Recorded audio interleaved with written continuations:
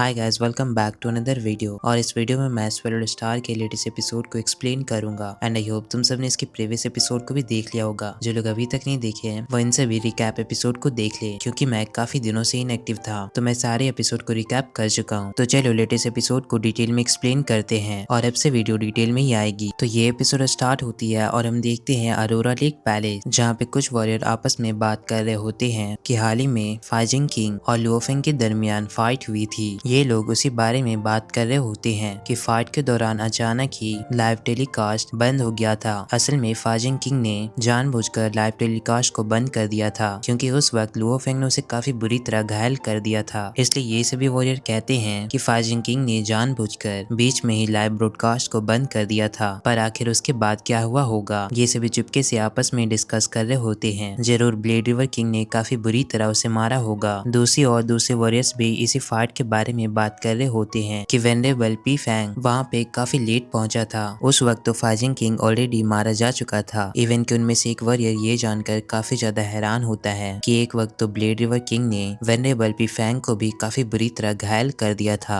एक personal residence के अंदर हम देखते हैं लुओ फैंग बैठकर कल्टीवेशन कर रहा होता है और इनर वर्ल्ड के अंदर लुओ फैंग हमें बताता है कि फाइजिंग किंग को किल करने के बाद उसे उसके बॉडी से काफी सारे ट्रेजर्स भी मिले। उन ट्रेजर्स में से 2 ट्रेजर उसके लिए काफी ज्यादा यूजफुल है। उसमें से एक है supreme treasure golden king armour. ये आर्मर फिजिकल अटैक को बड़ी आसानी से रिड्यूस कर देती है और ये मेरे लिए बहुत ही ज्यादा वैल्यूएबल है। साथ ही लुओ फैंग उस आर्मर के फुल पोटेंशियल को भी देखता है। फिर बताता है कि फाइजिंग किंग से उसे दूसरा ट्रेजर एक हेवी टाइप का ट्रेजर मिला, जो कि है स्वेलो हेवन अर्थ क्लोज। इसमें 4 क्लो हैं जो कि परफेक्टली गोल्डन हॉर्न बीस्ट के साथ फ्यूज हो सकते हैं और लुओ फैंग इस क्लो को गोल्डन हॉर्न बीस्ट बॉडी के साथ फ्यूज कर लेता है और फिर गोल्डन हॉर्न बीस्ट की एक नई ट्रांसफॉर्मेशन होती है। साथ ही लुओ फैंग बताता है कि इस क्लो की खास बात है कि ये चारों क्लो अपनी एनर्जी को एक दूसरे में ट्रांसमिट कर सकते हैं और जब जरूरत पड़े तो सारे क्लो अपनी सारी एनर्जी एक क्लो को देकर सिंगल क्लो अटैक कर सकते हैं और वो अटैक बहुत ही ज्यादा खतरनाक होगी। इवन की गोल्डन हॉर्न बीस्ट उस क्लो अटैक से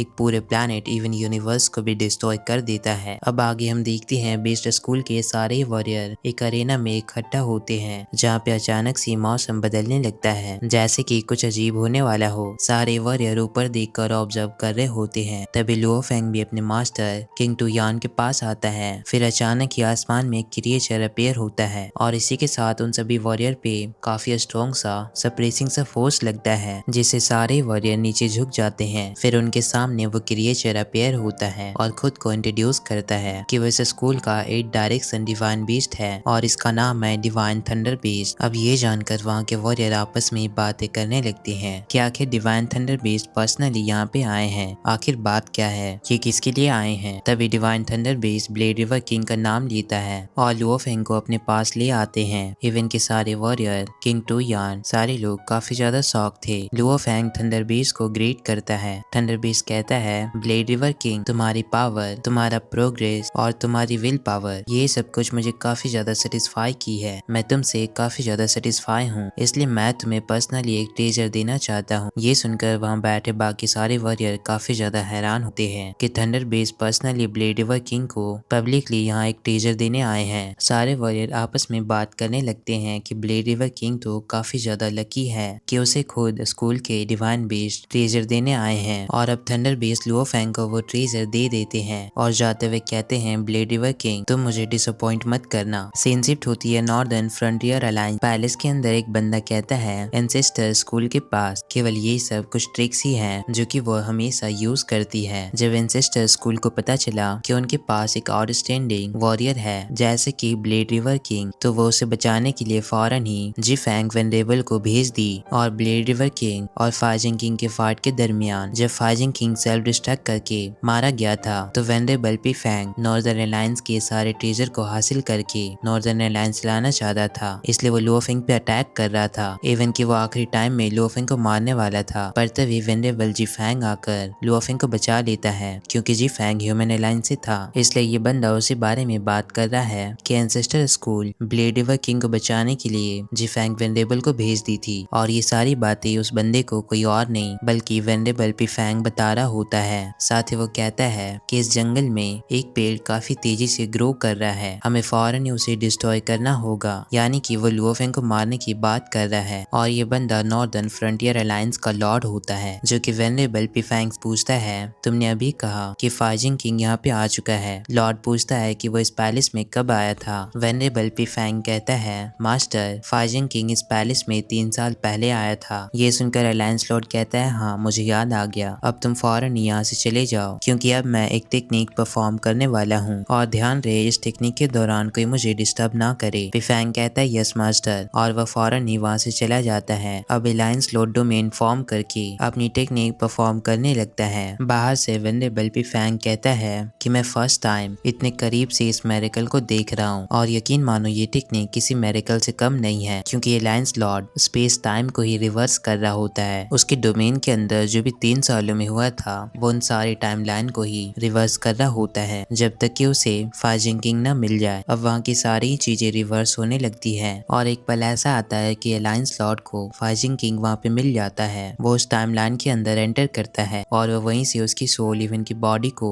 अपने टाइमलाइन के अंदर खींच लेता है। अलग अलग टाइमलाइन के अंदर होने की वजह से स्पेस टाइम में क्रैक बनती है, लेकिन काफी कोशिशों के बावजूद अलायंस लॉर्ड फाइजिंग किंग को अपने टाइमलाइन के अंदर ले आता है। सीन शिफ्ट होती है एंसेस्टर स्कूल पैलेस में, जहाँ हम देखते हैं लुओ फैंग अब भी कल्टीवेशन कर रहा होता है, लेकिन इस बार वो थंडर बीस्ट के दिए हुए न्यू ट्रेजर को समझने की कोशिश कर रहा होता है। इनर वर्ल्ड में हम देखते हैं बबाता उसे बताती है कि ये गोल्डन लाइन अरोरा मिरर है। वैसे ये ट्रेजर कोई सुप्रीम ट्रेजर तो नहीं है, पर ये एक टॉप ग्रेड की डोमेन टाइप हेवी ट्रेजर है। अब वो लुओ फैंग को ट्रेजर की क्लासिफिकेशन समझाने लगती है कि ट्रेजर्स काफी तरह के होते हैं, जैसे कि अटैक वेपन, टेलीकिनेसिस या फिर mind power weapon, defensive armour, कुछ एस्केप टाइप के तो कुछ ओरिजिन टाइप के, और भी ट्रेजर के काफी सारे टाइप्स होते हैं। अब बबाता, तुका और एरो किंग लुओ फैंग के पास जितने भी टाइप के ट्रेजर मौजूद थे उनको क्लासिफिकेशन के अकॉर्डिंग अरेंज करने लगते हैं और लुओ फैंग को किसी मॉडल की तरह पोज देकर खड़ा कर देते हैं। अब बबाता लुओ फैंग को गाइड करती है कि जितने भी ट्रेजर तुम्हारे पास मौजूद है इनमें से सबसे टॉप टियर का फ्लाइंग पैलेस है, उसके बाद सोल सीलिंग, फिर आते डोमेन टाइप के ट्रेजर और इसके 3 मेजर कैटेगरीज हैं, जैसे कि 1000 ट्रेजर रिवर और 5 कलर अरोरा लेक। ये सभी डोमेन टाइप के सुप्रीम ट्रेजर हैं। अगर एक बार इन सुप्रीम ट्रेजर को कोई डिप्लॉय कर दे तो ये पूरे एरिया में रेडिएशन की तरह फैल जाती है और फिर तुम पूरे एरिया को अपने डोमेन के अंदर कंट्रोल कर सकते हो। और अगर तुम्हारा सामना कोई स्ट्रॉन्गेस्ट ओपोनेंट से हुआ तो वो उसे सरपास कर सकता है, लेकिन अगर वीक ओपोनेंट से हुआ तो ये आसानी से उसे मार देगी। अब लुओ फैंग अपनी लाइफ सोल इम्प्रिंट को अपने न्यू ट्रेजर अरोरा मिरर के साथ फ्यूज करने लगता है ताकि वो उस ट्रेजर को भी खुद से कंट्रोल कर सके। अब जैसे ही उसकी लाइफ सोल इम्प्रिंट के साथ फ्यूज होती है वो डायरेक्टली उसके बॉडी के साथ ही अटैच हो जाती है। अब लुओ फैंग इस गोल्डन लाइन अरोरा मिरर को एक्टिवेट करके देखता है तो उस मिरर से काउंटलेस गोल्डन लाइंस निकलती है। फिर लुओ फैंग उसे सप्रेशन पावर से सप्रेस करके देखता है तो वो गोल्डन लाइन हर तरफ फैल कर एक जगह कंबाइन हो जाती है, जो कि इतनी ज्यादा पावरफुल बनती है कि इवन वो सारे प्लेनेट को आसानी से डिस्ट्रॉय कर देती है। बबाता इस पावर को देखकर काफी ज्यादा खुश होती है। वो कहती है कि ये ट्रेजर तो काफी ज्यादा पावरफुल है, इवन कि तुम इसे एक पिनाकल किंग अनडाइंग बीइंग को भी आसानी से मार सकते हो। अब लुओ फैंग अपने डिवाइन पावर को भी यूज करने लगता है जिससे उस मिरर की पावर और भी ज्यादा इंक्रीज हो जाती है। अब लुओ फैंग बताता है कि ये ट्रेजर तो ऑर्डिनरी सुप्रीम ट्रेजर से काफी ज्यादा प्रैक्टिकल है। लुओ फैंग उस ट्रेजर को मास्टर करके कल्टीवेशन से बाहर आता है और कहता है, एंसेस्टर स्कूल, हालांकि मैं तो ह्यूमन क्लैन से बिलोंग करता हूँ, लेकिन यहाँ से मुझे जो ट्रेजर मिली है मैं उसे हमेशा याद रखूंगा। तभी अचानक ही लुओ फैंग की फ्रेंड जो कि उसे इस स्कूल में मिली थी वो ब्लेड रिवर किंग नाम से उसे आवाज देने लगती है और कहती है, जल्दी दरवाजा खोलो। लुओ फैंग फौरन ही अपना रूप चेंज करता है और दरवाजा खोल देता है। वो परेशान होकर लुओ फैंग के पास आती है। लुओ फैंग कहता है, आखिर तुम इतना ज्यादा परेशान और गुस्से में क्यों हो? वो बताती है कि कुछ बड़ा होने वाला है क्योंकि फाइजिंग किंग अचानक ही रिवाइव हो गया। इस पे लुओ फैंग उससे कहता है, तो क्या हुआ? वो रिवाइव तो हो गया पर अब उसके पास इनहेरिटेंस टोकन नहीं है तो अब वो मुझसे फाइट भी नहीं कर सकता। वो कहती है, मुसीबत ये नहीं है बल्कि मुसीबत तो ये है कि फाइजिंग किंग हर जगह एक र्यूमर फैला रहा है कि वो तुमसे इसलिए हार गया क्योंकि तुम्हारे पास सोल टाइप की सुप्रीम ट्रेजर है। और यही नहीं, उसने ये भी कहा है कि तुम सुप्रीम ट्रेजर पे डिपेंड होकर ही फाइट करते हो। साथ ही तुम्हारे पास एक फ्लाइंग पैलेस भी है जिसकी मदद से तुमने वेनरेबल पिफैंग से बचकर भागा था। ये सुनकर लुओ फैंग मन ही मन कहता है, मेरे पास तो फ्लाइंग पैलेस तो है पर मैंने उसे कभी यूज नहीं किया। इनडायरेक्टली ये रूमर मुझ पे ही अटैक कर रही है। फिर वो बताती है कि रूमर के अकॉर्डिंग तुम्हारे पास soul type, flying palace, domain type, तुम्हारे पास हर तरह की सुप्रीम ट्रेजर है। और जाहिर सी बात है कि ये रूमर सुनने के बाद सारे ही यूनिवर्स ओवरलोड तुम्हारे पीछे पड़ जाएंगे। और मुझे तो पता है कि तुम्हारे पास इनमें से 2 ट्रेजर हैं, साथ ही तुम्हारे पास सिवो विंग्स भी है और अब तो फाजिंग किंग का आर्मर भी, साथ ही वो ट्रेजर भी जो कि तुमने ट्रेजर लैंड से हासिल किया था। और अब पर्सनली डिवाइन बीस्ट ने तुम्हें एक ट्रेजर दिया है, तो अब एटलीस्ट तुम्हारे पास 6 सुप्रीम ट्रेजर हैं। और अब ये जानने के बाद मुझे पता नहीं कि कितने सारे पावरफुल बीइंग तुम्हें अपना टारगेट बना लेंगे। लुओफेंग की फ्रेंड ये सब सुनकर लुओफेंग के लिए परेशान हो रही होती है, जबकि लुओफेंग स्माइल करता है। आगे हम देखते हैं फाजिंग किंग को, जो कि फ्रस्ट्रेट होकर काफी गुस्से में कुछ मरे हुए वॉरियर को और भी ज्यादा मार रहा होता है और गुस्से में कहता है, ब्लेड रिवर किंग तुम्हारा मरना तो पक्का है, भले ही मैं तुम्हें खुद से मार नहीं सकता,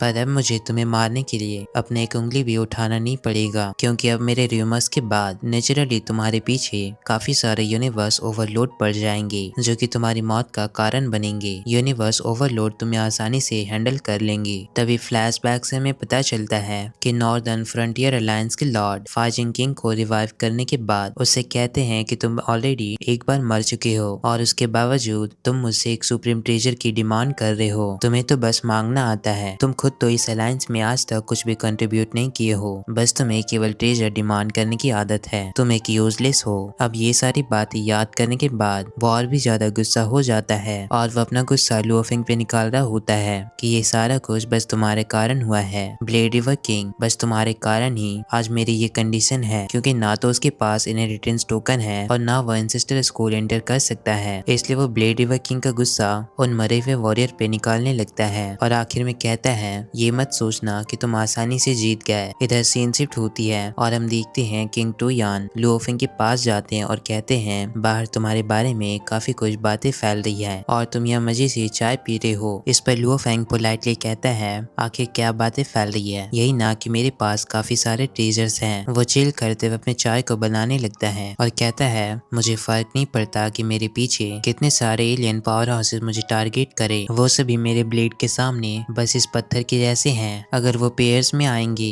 तो मैं एक साथ दोनों को किल करूंगा। यह कहकर लुओफेंग अपना चाय बनाने लगता है। इधर किंग टोयान लुओफेंग के इस कॉन्फिडेंस को देखकर कहते हैं, क्या हुआ अगर तुम उन्हें किल नहीं कर पाओगे तब? इस पर लुओफेंग कहता है, तब मैं वहां से फौरन ही भाग जाऊंगा। ये सुनकर उसके मास्टर हंसते हैं। लुओफेंग कहता है, घबराइए नहीं, ऐसे बहुत ही कम सुपर पावर हाउसेस हैं जो कि मुझे भागने पर मजबूर कर दे। मास्टर लुओफेंग से कहते हैं, तुम भी ना। तभी उन्हें नोटिफिकेशन आती है जो उन सभी को 3 घंटे के अंदर पैंथम में बुलाया जा रहा था ताकि वो सभी highest council meeting of human race को अटेंड कर सके। अगले सीन में हम देखते हैं लुओफेंग और उसके मास्टर फौरन ही उस जगह पर आ जाते हैं जहाँ पे वो काउंसिल मीटिंग होने वाली थी। वहाँ पे और भी सारे वॉरियर जिनको इनवाइट किया गया था वो भी यहाँ पे आ जाते हैं। वहाँ पे लुओफेंग कुछ वॉरियर को पहचान लेता है, जैसे कि जुयान, लीमिंग। ये सब देखकर बबाता लुओफेंग के बारे में सोचने लगती है कि लुओफेंग ये तो बिल्कुल ही यकीन करने के लायक नहीं है कि तुम बस एक पलक झपकते ही अब तुम्हारा उठना बैठना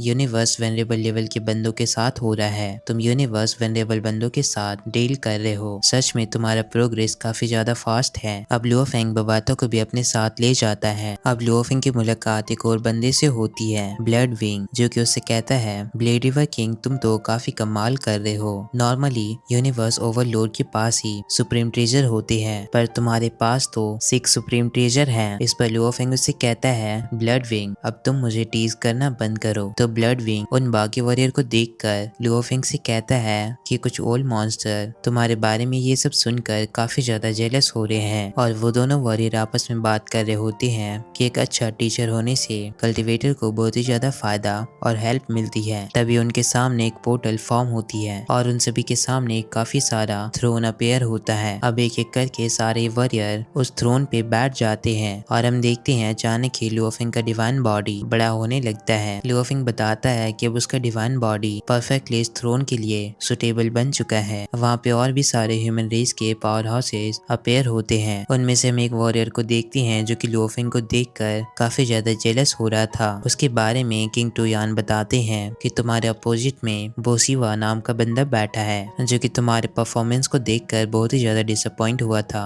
और वो पहले से वो तुमसे बहुत ही ज्यादा जेलस है। इवन कि वो तुम्हारे ग्रोथ और डेवलपमेंट को सप्रेस करना चाहता था, लेकिन बस कुछ पल में आज तुम उसके इक्वल हो गए। अब इस पैंथियन के अंदर हम देखते हैं ह्यूमन रेस के पावरफुल वॉरियर थ्रोन पे बैठे होते हैं। इवन की कुछ ग्रेट एल्डर्स भी, जैसे कि लॉर्ड पेंगोंग, lord of dragons, lord of the desolation, lord of किंगडोंग, lord of ice peak, lord of darkness और सभी से हेड हम एक एल्डर को देखते हैं जिनके बगल में एक थ्रोन खाली होता है और ये एल्डर ग्रेट एक्स अरीना के फाउंडर भी है। वो एल्डर खड़ा होकर सबसे पहले क्यूरियोसिटी लॉर्ड से कहते हैं, सबसे पहले तुम ल्यूफेंग के बारे में बात करो। ऐसा लगता है कि तुम्हारे डिसाइपल ने काफी सारे यूनिवर्स वेंडेबल को डिसअपॉइंट किया है और उस खाली सी थ्रोन पे क्यूरियोसिटी लॉर्ड भी अपेयर होते हैं। पर क्यूरियोसिटी लॉर्ड के बोलने से पहले ही लॉर्ड पेंगोंग कहते हैं कि ये बात सरप्राइज करने वाली नहीं है कि ब्लेड रिवर किंग के कारण यूनिवर्स वेंडेबल डिसअपॉइंट हुए होंगे। इवन कि तुम्हारा डिसाइपल ग्यू ये ऑलरेडी यूनिवर्स ओवरलॉर्ड पे है। इसके बावजूद वो तुम्हें कई सालों तक फॉलो भी किया है, लेकिन फिर भी उसके पास सोल टाइप की सुप्रीम टीचर नहीं है। तो जाहिर सी बात है कि ब्लेड रिवर किंग के पास इतनी सारी सुप्रीम टीचर होने के कारण काफी सारे यूनिवर्स वेंडेबल डिसअपॉइंट हुए होंगे। इवन कि ये तुम्हारे खुद डिसाइपल गुई के लिए भी अनफेयर है। ये सुनकर आइस पीक लॉर्ड काफी गुस्से में उससे कहता है, ये तो अनहैप्पी होने की बात ही है कि अगर एक डिसाइपल को इतने सारा सुप्रीम टीचर दिया जाता है तो ये सरासर गलत है। असल में उन सबको लग रहा था कि ब्लेड रिवर किंग के पास ऐसे सुप्रीम टीचर इसलिए मौजूद है क्योंकि उसे उसके मास्टर क्यूरियोसिटी लॉर्ड ने खुद ही दिया है। फेयर तो तब होता जब किसी को कोई टीचर ना देता। सारे डिसाइपल खुद ही नेचुरली टीचर को हंट करते और हासिल करते। अगर इन्हें सुप्रीम टीचर चाहिए तो उनको खुद सुप्रीम टीचर के लिए फाइट करना होता, तब होती फेयर। फिर वो कहता है, जितने भी सुप्रीम टीचर मेरे सीनियर ब्रदर के पास है, यानी क्यूरियोसिटी लॉर्ड के पास, ये उनकी मर्जी है, इसमें किसी का हक नहीं है कि वो कुछ बोले। अब ये सारी बातें सुनने के बाद क्यूरियोसिटी लॉर्ड सभी से कहते हैं, तुम सभी को मेरा काम करने का तरीका अच्छे से मालूम है। जितने भी सुप्रीम टीचर ल्यूफेंग के हाथ में हैं, उनमें से केवल सिवो विंग मैंने खुद उसे दिया है, बाकी सारे सुप्रीम टीचर वो खुद ही हासिल किया है। इस पर लॉर्ड पेंगोंग कहता है, मैं तुम्हारी बात से एग्री हूँ, मैं तुम्हें अप्रिशिएट करता हूँ। अगर ल्यूफेंग ने खुद ही इन सुप्रीम टीचर को अचीव किया है तो फिर ये तो काफी एक्स्ट्राऑर्डिनरी है। अब ये सारा मैटर सॉर्ट होने के बाद ग्रेट एक्स अरीना के लॉर्ड कहते हैं कि अब मीटिंग शुरू किया जाए और वो दोबारा से क्यूरियोसिटी लॉर्ड को होस्ट करने को कहते हैं। अब क्यूरियोसिटी लॉर्ड सभी से कहते हैं, जिसके बाद सारे ही लोग सिटी लॉर्ड की बातें सुनते हैं। ल्यूफेंग अपने सामने देखता है तो वो काफी ज्यादा प्राउड फील करता है कि उसके टीचर इस मीटिंग को होस्ट कर रहे हैं। क्यूरियोसिटी लॉर्ड कहते हैं कि हर बार की तरह ये हाईएस्ट मीटिंग जब भी रखी गई है तो हमेशा मीटिंग तब रखी जाती है जब कोई मैटर पूरे इंटायर रेस को अफेक्ट कर रही हो, और इस बार ये मीटिंग इसलिए रखा गया है क्योंकि अब ओरिजिनल स्टार ओपन होने वाले हैं। ये सुनकर काफी सारे वॉरियर काफी ज्यादा एक्साइटेड और खुश होते हैं। फाइनली वो टाइम आ गया कि अब ओरिजिनल स्टार ओपन होने वाले हैं। इवन की यहाँ मास्टर जियो जियान भी मौजूद है। क्यूरियोसिटी लॉर्ड बताते हैं कि ओरिजिनल स्टार यूनिवर्स का कोर रीजन होता है और इस ओरिजिनल स्टार के अंदर बिलियन ऑफ रेसेस के वॉरियर फाइट करते हैं। साथ ही वो काउंटलेस टीचर को भी अचीव करते हैं। साथ ही वो जगह बहुत ही ज्यादा खतरे से भरी है और वहाँ से टीचर अचीव करने के बाद तुम सब उस टीचर को खुद के लिए यूज कर सकते हो या फिर कंट्रीब्यूशन पॉइंट्स के लिए ह्यूमन रेस में एक्सचेंज भी कर सकते हो। उसके बाद कंट्रीब्यूशन पॉइंट से तुम्हें ह्यूमन रेस से जो भी जरूरत पड़े कोई भी रिसोर्स को तुम रिडीम कर सकते हो। अब बवाता ल्यूफेंग को बताती है कि टोटल 10,008 ओरिजिनल स्टार्स मौजूद हैं और ये सारे ही original star cosmic origin land के चारों तरफ रिवॉल्व कर रही है और ओरिजिनल स्टार का पैसेज हर 1,00,000 एरा में ओपन होती है और ये पैसेज 1,000 एरा तक खुली रहती है, जहाँ बिलियन ऑफ रेसेस के सुपर एग्जिस्टेंस पावर हाउसेस इस ओरिजिनल स्टार के अंदर एंटर करते हैं और यहाँ पे काफी बुरी तरह फाइट भी करते हैं, बस केवल ट्रेजर को पाने के लिए। और हर बार यहाँ पे यूनिवर्स मास्टर ही मारे जाते हैं। अब बबाता सारी चीजों को इमेजिन करके बहुत ही ज्यादा घबरा जाती है और अब वो ल्यूफेंग के लिए परेशान हो रही होती है। वो कहती है, ल्यूफेंग तुम इसमें इन्वॉल्व भी मत हो। पर ल्यूफेंग तो ओरिजिनल स्टार में जाने के लिए एक्साइटेड हो रहा था। इधर क्यूरियोसिटी लॉर्ड बताते हैं, इस हाईएस्ट मीटिंग में जो भी लोग यहाँ पे इनवाइटेड हैं, ऐसा समझो कि तुम सब ह्यूमन रेस का बैकबोन बन चुके हो और हमारे ह्यूमन रेस को तुम जैसे ही ट्रू पावर हाउसेस की कंट्रीब्यूशन की जरूरत है। ओरिजिनल स्टार आज से 10 सालों में खुलेगी, इसलिए आज से सारे लोग ओरिजिनल स्टार बैटल के लिए तैयारी कर सकते हैं। इसी के साथ यह एपिसोड यहाँ पे एंड होती है। ओके गाइस, मिलते हैं नेक्स्ट वीडियो में। जो लोग चैनल पे न्यू है वो चैनल को सब्सक्राइब कर ले, वीडियो को लाइक करके कमेंट भी करना।